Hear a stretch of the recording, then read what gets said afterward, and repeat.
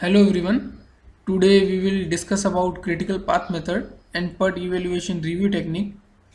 So this video gives you a holistic idea of two popular project management technique, PERT and CPM, its significance, uses, methodology of the technique. So first we have to understand the meaning of PERT and CPM.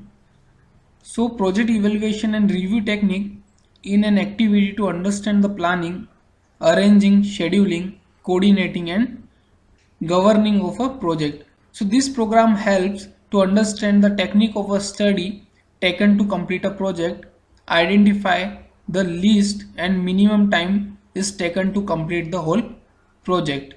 So PERT was developed in the 1950s with the aim to the cost and time of the project. So in PERT, the project is segregated into events and activities. After discovering a proper sequence, the network is built.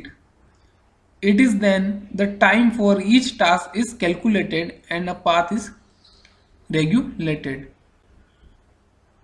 And the critical path method, that is CPM, is developed in the 1950s, is an algorithm needed for planning, arranging, scheduling, coordinating and governing of a project. So it is presumed that in this method the activity time is specified and fixed. It is used to calculate the quickest and latest start time for each task. So CPM helps to find the critical and non-critical tasks, reduce the time and bypass the queue formation in the process. It is essential to identify critical activity because if any activity is hindered, so it will alter the whole process.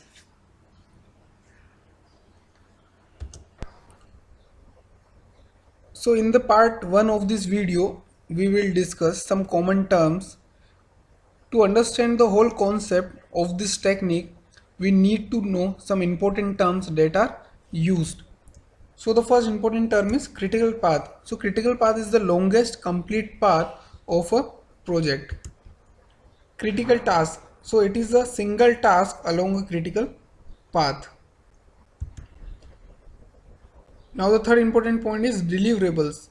So something of value generated by a team or individual as scheduled, often taking the form of a plan, a report, procedure, product or service. Now dependent task. A task or subtask that cannot be initiated until a predecessor task or several predecessor tasks are finished. Now what is dummy task? So a link that show an association or relationship between two otherwise parallel tasks along a PERT or CPM network. Milestone. So milestone is a significant event or junction in the project. Now what is non-critical task? So a task within a CPM network for which slack time is available. Now project. So the allocation of resources over a specific time frame and the coordination of interrelated events to accomplish an overall objective while meeting both predictable and unique challenges. Project constant. A critical project element such as money, time or human resources.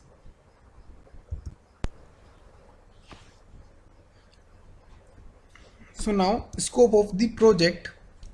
So the level of activity and effort necessary to complete a project and achieve the desired outcomes as measured by hours, days, resources consumed and fund spent. Now what is slack?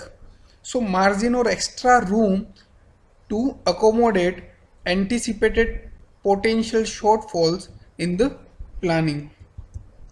Slack time. So the time interval in which you have leeway as to when a particular task needs to be complete. Now it is task or event. So a divisible definable unit of work related to a project which may or may not include subtask. And the last, timeline. So the timeline is the scheduled start and stop time for a subtask, task, phase or entire project. There are some other important terms that are parallel tasks. So parallel tasks, two or more tasks that can be undertaken at the same time. This does not imply that they have the same starting and ending time. Another important point is path. So a chronological sequence of tasks, each dependent on the predecessor. So now what is a predecessor task? So task that must be complete or completed before another task can be completed.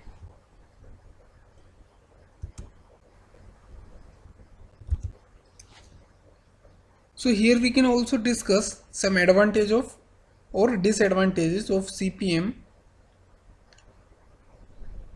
So CPM provide an outline for long-term coordination and planning of a project.